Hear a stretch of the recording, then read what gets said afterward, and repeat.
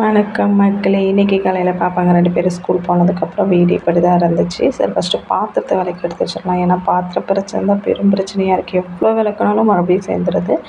பாத்திரத்தை விளக்கிடலாம். அதுக்கப்புறம் துணியெல்லாம் மடித்து எடுத்து வச்சுட்டு ஒன்றா வீட்டை கூட்டி விட்டுறலாம் அப்படிங்கிறதுக்காக துணியை மடிச்சிட்ருக்கேன். இந்த துணி நைட்டு அத்தனை துணி மடித்தோம்.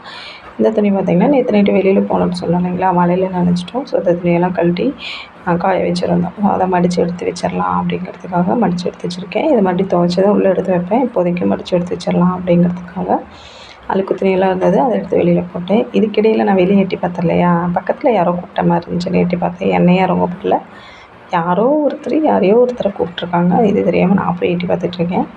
அதுக்கப்புறம் சரி வீடுக்குள்ளே உள்ளே வந்தால் பெட்டு ஃபுல்லாக துணி. சரி இதையும் மடித்து வச்சுருவான் அப்படின்ட்டு இதை மடிச்சிட்ருக்கேன். எப்பயும் பாப்பா தூங்கி எழுந்திரிச்சானே இதை மடிச்சிருவான். ஆனால் இன்றைக்கி அவளும் மடிக்கலை. சரி ஓகே நாமளே மடிச்சிடலாம் அப்படின்ட்டு நான் இப்போ மடித்து போட்டுட்ருக்கேன். பெட்டி விரிப்பு நம்ம எத்தனை டைம் போட்டு விட்டாலும் அந்த நைட்டில் மட்டும் மேடம் எப்படி தான் நவுத்தி விட்றாங்கன்னே தெரிய மாட்டேங்குது. எல்லா துணியும் ஒரு சைடு வந்துடுது. சரி என்ன பண்ணுறது, இப்படி தான் எல்லா நாளும் நடக்குது. சரி வீட்டை போட்டலான்னு வீட்டை கூட்டினா இவங்க அங்கேயும் இங்கேயும் ஓடிட்டுருக்காங்க. நானே பிடிக்கலான்னு என்னால் பிடிக்க முடியல. சார் வேகமாக வந்து வெளியில் ஒளிஞ்சிக்கிட்டாரு. வெளியிலேயே பிடிச்சிட்டேன்.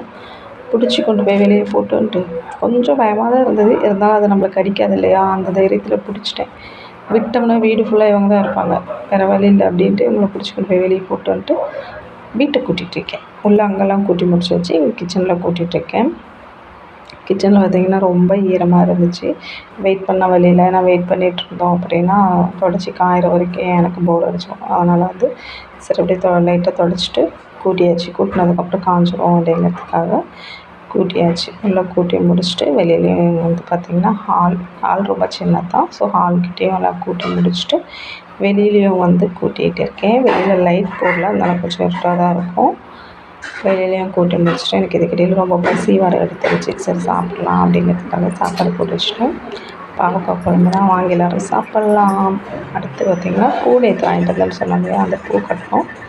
சரி 2 பூவை எடுத்து வச்சு கட்டிகிட்ருக்கேன்.